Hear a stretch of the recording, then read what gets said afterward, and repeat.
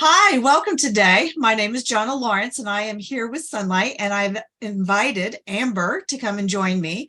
And we're going to talk to you about how to enjoy the journey on the homeschool road. So embarking on your homeschool journey is the best adventure your family can ever do. Amber and I have many years of homeschooling and many children of homeschooling experience under our belts. And while we are going to bring you our best practical experience to you as a new Sonlight family or a new homeschool family. In today's event, I hope to discuss the highs and the lows that you may experience in homeschooling that first year and advise you on how to make it the most enjoyable journey that your family can take. Our topics today, we're going to talk about finding your family's mission statement. What is it like to start and begin with Sonlight? And what are the expectations for your family in this first year? And how do you keep that joy inside your home? And we will probably have other topics as well. Amber, will you introduce yourself? Sure. My name is Amber Severance, and I am a homeschool mom of about 20 years. I have 5 children ranging in age from 24 to 12. So this year I'm graduating my 4th child out of my homeschool. So I have a son who's a senior, and I have a daughter who's in 7th grade this year. So I have been through it. 3 have graduated. They're adulting successfully. And I have 2 still at home. And Amber, they all graduated with Sonlight? They did. Yes, we used Sonlight, particularly Sonlight's HBL. We had some, co-op classes and some things in high school, but I have used Sonlight as my main curriculum from pre-K through senior year of high school for all of them. Yes. And I have 4 children as well. Mine range from 27. Sometimes it's hard to remember. Yeah. 27 to 18, almost 19. All 4 have graduated. All 4 use Sonlight through primarily like you. We also were involved in co-ops, and we might do a class that was in the co-op, but it normally was also something that I could pull from the Sonlight curriculum, like the Apologia biology or something that we follow. So the first thing we wanted to talk about was finding your mission statement. And I think you and I were talking about this earlier. One of the best things as a family is to identify your why for homeschooling. And our family, when we first started out, my husband informed me when my youngest was 20-something months old that we would homeschool, and I thought he was crazy. But as we went on, I realized that was the best thing for our family. So it was to raise my children as God has directed my husband and I to raise them. And so we wanted to raise them where we had control, or we could guide them, not really control, but guide them in their learning to be Christ-centered. And we fell in love with Sonlight because it was a literature-based curriculum. So our mission statement was to raise our children to be in Christ in their learning, to be Christ-centered in their learning. Yeah. And I think what you're saying about having a why, having that purpose, like knowing why are you doing this? Because if you don't really have that, if you don't grasp that, it's going to be too easy to just give up. Right. So like most things, I remember nursing a baby. If I didn't feel very strongly about nursing my baby, I would have given up pretty quickly because it wasn't pleasant for me. That's right. And obviously there are times when there are problems and you can't nurse a baby, but here we go. Anyway, sorry for all the dads watching. If there are any dads watching, that's an example, but that is an example. So for us, my husband and I both were classroom teachers before I became a stay-at-home mom with my daughter. And I never, ever thought I would homeschool. I didn't understand why people would homeschool when there are great schools out there.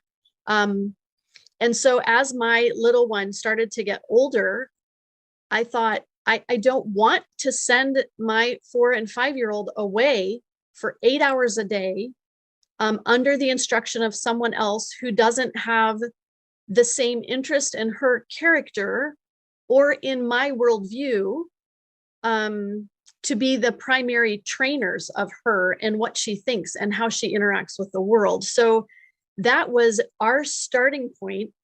I fell in love with Sonlight right off the get-go because I felt like they did what I wanted to do, but didn't know how to go about it. Does that make sense? So with Sonlight, I did not have to reinvent the wheel. It checked all the boxes for me. I wanted my kids to be exposed to great literature. I wanted them to learn how to think, and I wanted to spend that time with them. And I loved that we would learn history through narrative and not just read this boring textbook and memorize these dates. So just making things come to life in that way. And also just enjoying that time because it goes so fast. Those years with your children go so fast. What is the saying? The days are long, but the years are quick. Yeah, that's right. So my husband and I was not, the only teaching experience I had prior to teaching my children was teaching at the college level. And I taught computer science. So definitely Which is very different. Very That's different right. when you are not, it doesn't matter to you as the teacher if your kids show up or not in class because you get paid either way. And that's on them. Let me also say, sometimes it can be intimidating. You say, well, I don't have a teaching background. How can I homeschool? Well, the reality is I had a teaching background, but it was with junior high and high school. Right. I was so afraid to teach my children to read. I thought, how am I ever going to teach my kids to read? I didn't even like teaching elementary age students. That wasn't my thing. I liked junior high and high school. And so I was very intimidated by teaching that basic skill. But guess what? It happened. It's not rocket science. Well, and that's, to me, that was the same thing when my husband's experience in school when he was in junior high and high school, he did not like school. He was the wallflower. He was the shy kid. I, on the other hand, I'm not saying I was most popular, but I was in band. I was in marching band. Friends were in the football team and the cheerleaders, and we had a great high school and I loved it. I had a great school and I had a great school experience. We came from very opposite scenarios and I followed his lead because he was my husband and that's what he wanted. And I thought I would have children and I would go back to work and my children would go to school. They might go to a private school. Never thought I would be the one homeschooling, and never 25 years ago would I have thought I would be here behind a camera telling people it could be the best thing for your family. Because with homeschooling, my relationship with all my children is strong. And we have gone through a lot of different emotional things in our family, but we still can get together and it's a strong bond. And it doesn't matter that my 27-year-old is off on his own, doing his own thing. He still calls me and he just wants to talk to mama periodically. I mean, we can differ in opinions, but we have that relationship. But that was part of our mission, was to build that family, Christ-centered family to go forward. And I am very thankful that my husband led that way 24 years ago so that we could be here today.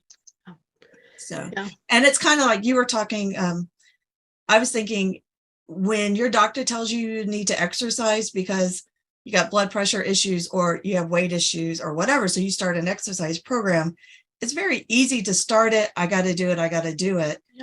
And get lost in the I got to do it and lose the I have to do it for my health. Because the big picture is you want the strength later. You want that healthiness coming out of your body later. That's why you keep exercising. So putting that mission statement to remind yourself of that healthy family is a good why to put in your mission statement and remind yourself that's why you're doing it. Not to make sure little Johnny knows how to multiply 2 times 2, but that little Johnny knows where God is and that he can come to you and learn the basics and you can teach him with the tools. Yeah. That functioning adult later. Yeah. And I guess I would add to that too, that homeschooling isn't a magic pill, right? Not every family homeschools and then the kids grow up and want to be best friends with their parents. That isn't always the scenario. No. And so there is that sense of not making homeschooling an idol. So in the midst of knowing for sure why you're doing this, saying, I want a different relationship maybe with my kids than I had with my parents. I want to be the one guiding them. I want them to be taught from a worldview that includes God as a really important part of that, like all of those things. And then knowing that we're helping to guide human beings who have distinct personalities and temperaments and a will, and they're going to launch into life and make some choices that we might not always agree with.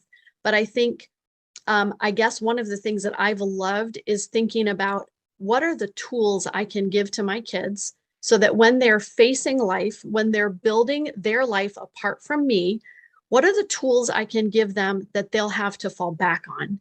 And ones that they might even forget, right? And then all of a sudden reach in their pocket and say, oh yeah, I got this, right?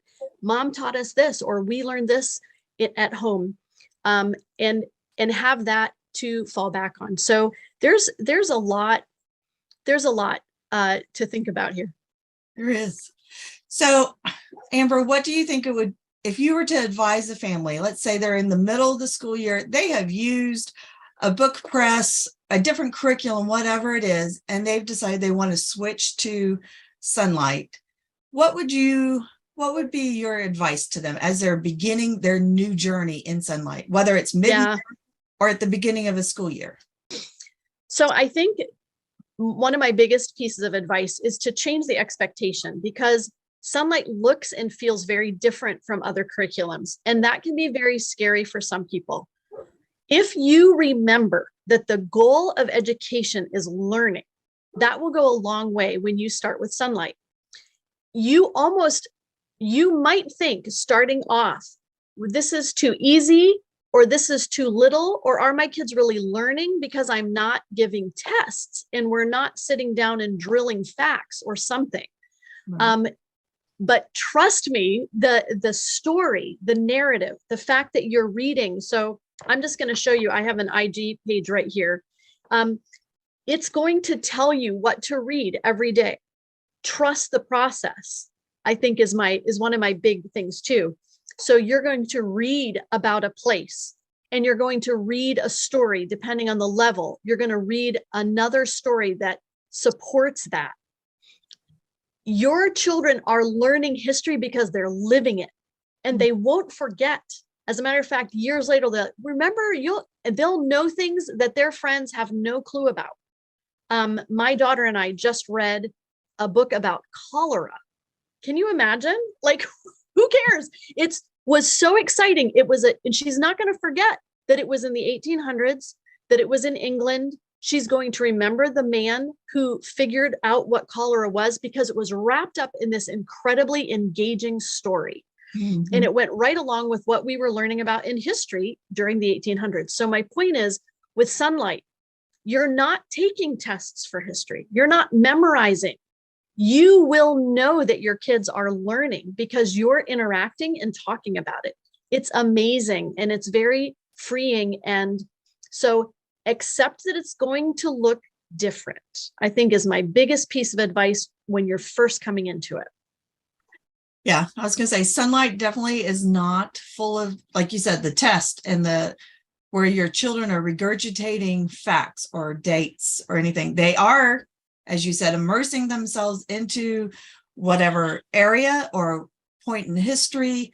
They are doing geography and timeline from the get-go, whether they're kindergarten or if they're senior in high school. Right.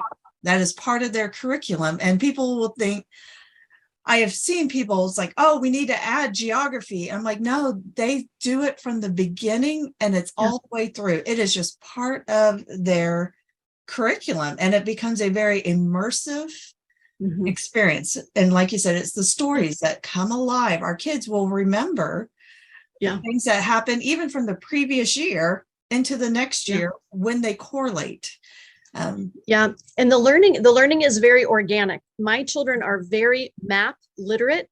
Does that make sense? So they can find their way around a map, a globe. They're familiar with it all because we talk about it. It just happens from preschool on with Sonlight.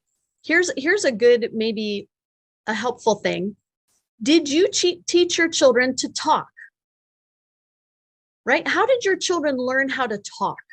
Well, they learned because they hung out with you all day and heard you talk, and Right. they learned to talk. You didn't give them a class. Here's how we say ball, right? Let's sit down for 30 minutes every day and get you to learn to say ball. We didn't do that. It was natural. It was organic. For a lot of us, our kids learn to cook because they see us cooking. They help us out. Then they go on their own a little bit, exploring how to read a recipe, maybe making some mistakes. And so we don't have to say, oh my word, you have to have a class. No, it's an organic, and that is actually very similar to what happens with history. The cool thing is Sonlight gives you a guide, so it's not a stab in the dark, and you don't have to make it up yourself. You have this guide, and so each year you're learning, and the learning builds on each other, and it's just really no matter where you jump in, you'll get a start on it.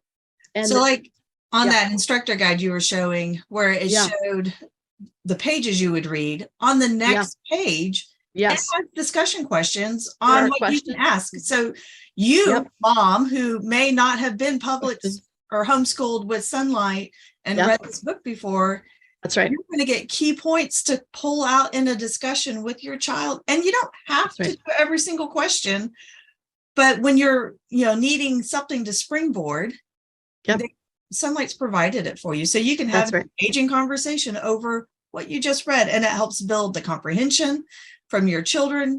It engages that conversation and just being able to put life things to it. So what would you expect your family to, what are the expectations for the family for this year? What would you say, Amber?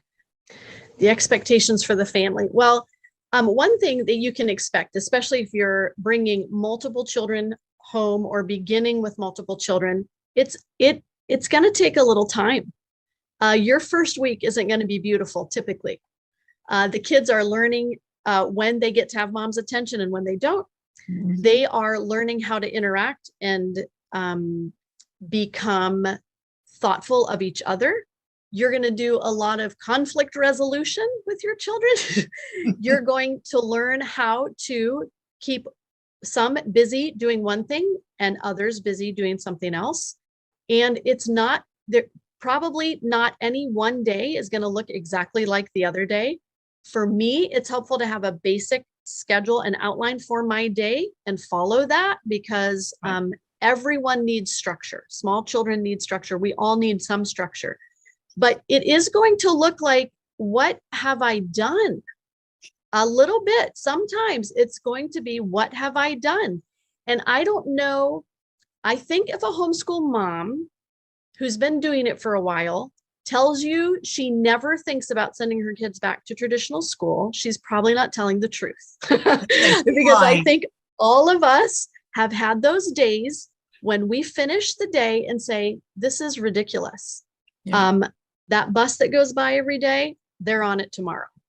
Right. So that goes back again to knowing why I'm doing what I'm doing. But also, I just want to give any moms who might be listening the assurance that just because John and I are sitting here talking about it, and just because we've gotten our kids through, doesn't mean that there weren't days and maybe certain years that we weren't fighting, kicking, and screaming to make it through that school year. Mm-hmm. Because sometimes it just is hard. And isn't that life?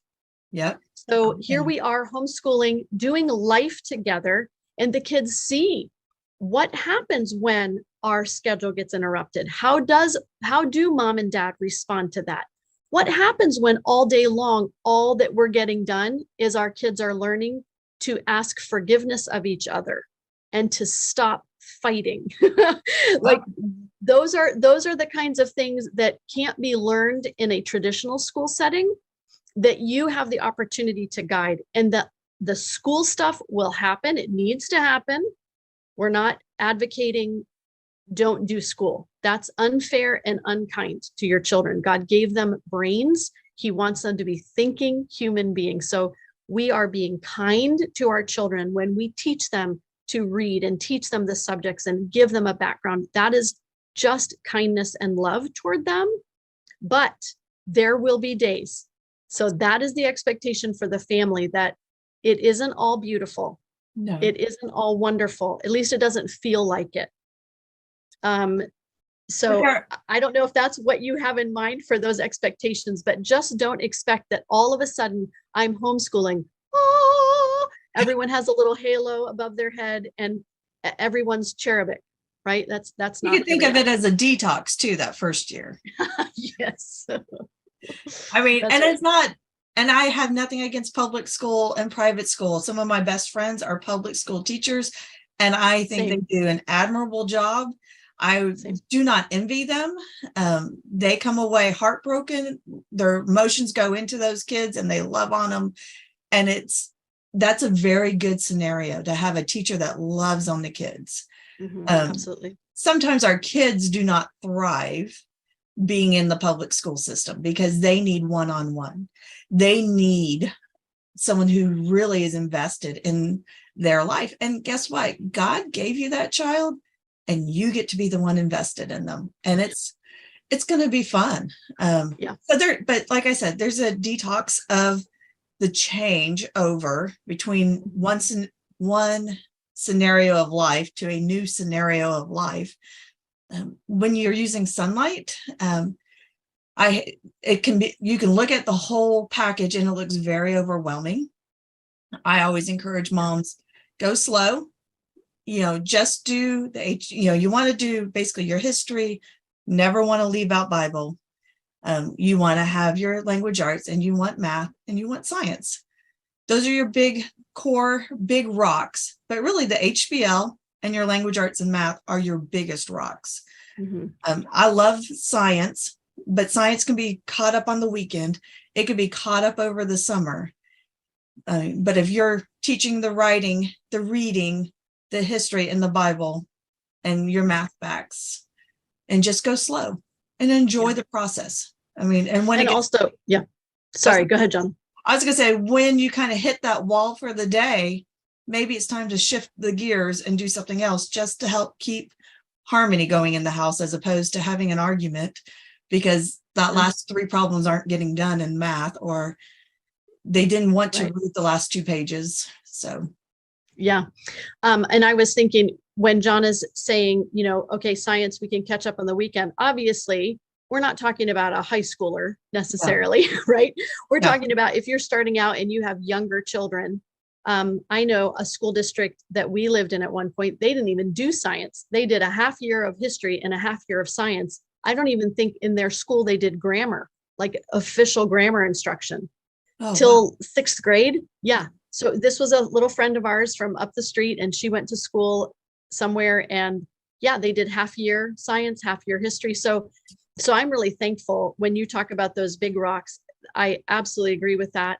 And focusing in on those and just knowing, I think, the other thing with Sonlight is if you're just starting out, you also have the option of having 4 days on your curriculum instead of 5.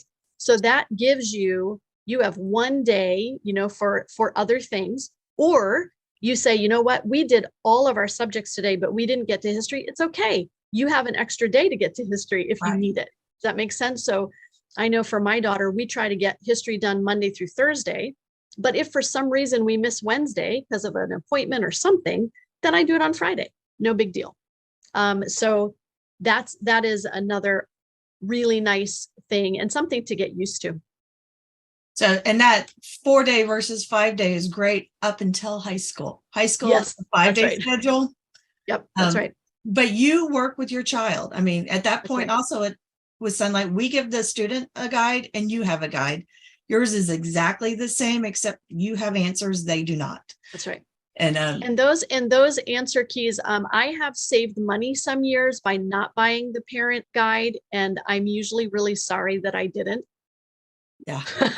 So I can't find all the points on the map, and yeah, or there's certain questions like, oh, I know the answers to all of this, and then I hit a book that I really haven't read, or it's been years since I read it. Like for instance, my son's reading the Scarlet Letter, and I read the Scarlet Letter in high school. And then I'm asking him some questions and I didn't have the parent guide. And I thought, you know what, next time around, I'm getting the parent guide. I'm going to have it. So just a little plug for the parent guide. It's worth it. It's so worth it. And it's not worth it to just get the parent guide thinking you'll just ask your kid the questions. And you will end up wanting them to have their own Yeah. set of questions so that they're prepared to have that discussion with you. Yes. And clarification on that, Johna, right? In the younger grades, you get all the answers. That's Right.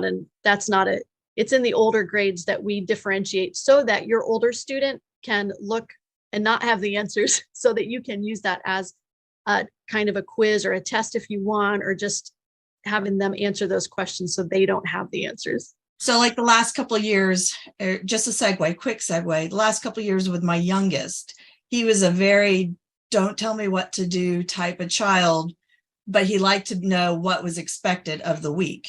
So Yes. at Friday at 5:30, he knew if he wanted to play games with his buddies online or wanted to go somewhere on the weekend, he had to be done and present. I've read everything that was on the schedule and I can answer the questions, and he could have a discussion with us. So we handed him his instructor guide. He was independent during the week, and it was up to him to make sure he had that ability to go somewhere. If he wasn't done, then he didn't get to go. But I had Sure. all the answers. I did not have to read every book with him. Several of the books I have already read with the previous 3 kids, but not all of them. So, I mean, it was nice to not have to read the books while he was doing that as well. Yeah. So, Amber, Yeah. as people are coming in and they're thinking they're going to do Sonlight, what is the biggest advice you would tell them starting new with Sonlight? Let's say they have a 5th grader and they're just starting in and they're pulling them out of public school. What would you say? I think one thing I would say is smile, take a deep breath, get familiar with your guide for you, like just look over the instructor's guide, but also maybe take the time to explain to your child what it is, like how it works. Mhm. We had an aha moment once. I had a son who really dragged his feet about reading. And I said to him, I think he wondered why I was choosing the books for him to read that he was. And I'm thinking it's obvious because they go along with history. I'd never had another child ask that question or even fight about reading. They just read it. So I said to him, I looked at him one day, and I think it was about 4th grade. So this is a good time that you picked 5th. Do you know why you're reading this book? No. Because it goes along with the time period that we're studying in history. And he goes, oh, like all of a sudden. So I think respecting your child enough to take the time to explain it, because what seems really obvious to us, even here's why we're home. Here's why we're going to be home.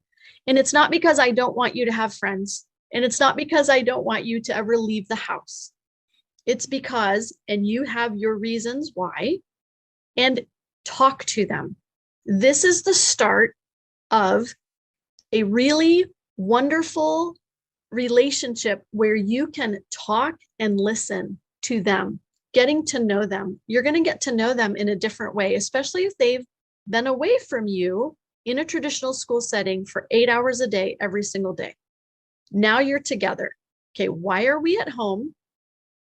Know why, because when they say, I want to go back, you're going to have to know why you're there, right, for that year. And explaining to them how the curriculum works. Yeah, just pull them in on it. Help them to feel like they're part of a team that isn't just mom or dad and we're shoving this down on you, but let's talk about this and let me show you why we're doing this and how it works. And that goes back to having that mission statement that we talked about at the beginning. Yeah. And the other thing is I would say, and this is my advice to myself, Sure. was as we started a new adventure with Sonlight, our new level or whatever, that I'm going to learn with you. Mm-hmm. I'm not teaching you. I'm going to come alongside and learn it with you. Because let me tell you, I went to many different public schools and private schools throughout my education. My dad was military. And there's a lot of things, a lot of holes in what I learned, or there's a lot of holes in my memory. Either way, I don't remember a lot of things, but I have learned oh so much with my kids Yeah. doing Sonlight and learning the Bible memory with them and delving into just having that quiet, not a quiet time, but a time with the word in the morning when we got started, also just kind of sets the day. Mhm. So, Mhm. but tell your child, I'm going to walk alongside you. I'm not Yeah. teaching you. We're going to learn together. And that Yeah. kind of gives it it's a partnership with That's right. That's right. And we're a team, and I'm on this team with you, and not everything is going to be easy, but guess what?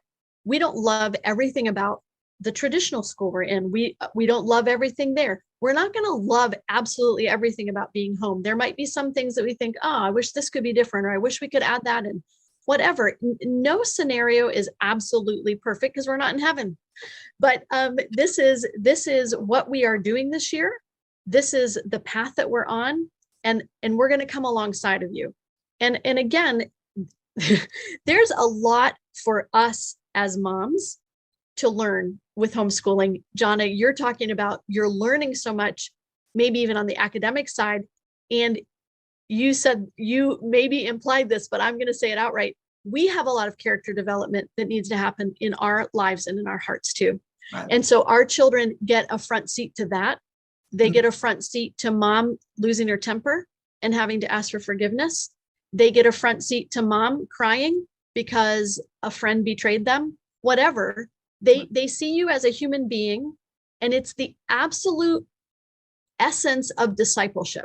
This is what discipling is. It's having someone doing life with you, watching you. So it is a burden and a calling, and it requires us to be growing in our relationship with Christ, and being willing to humble ourselves and ask forgiveness of our children.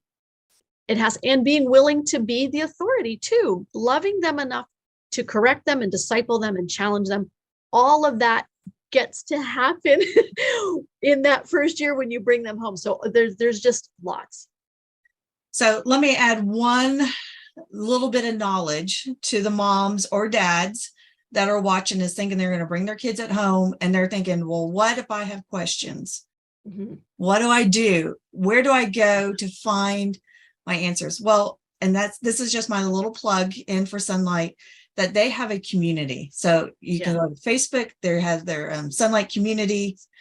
There, or Sonlight Connections is what the Facebook group is called, and it is Sonlight parents, and some are not Sonlight parents, but well, I think they're all Sonlight parents that are in there on that group, and you can ask the questions. We also have an app, so you can look in the your app store. It'll be called Sonlight Connections in the app store as well, and you can join it. And you can ask questions, you can post prayer requests, you can say, hey, little Johnny is not getting this, I don't understand. And there are mentors in that group that are just there to watch for those kind of questions and answer them for you. That's right. Because we don't want you doing it alone. We want you to do it as a group, because there is something about having the resources as a parent that are live, living beings that can answer those questions for us, that have walked the path before us.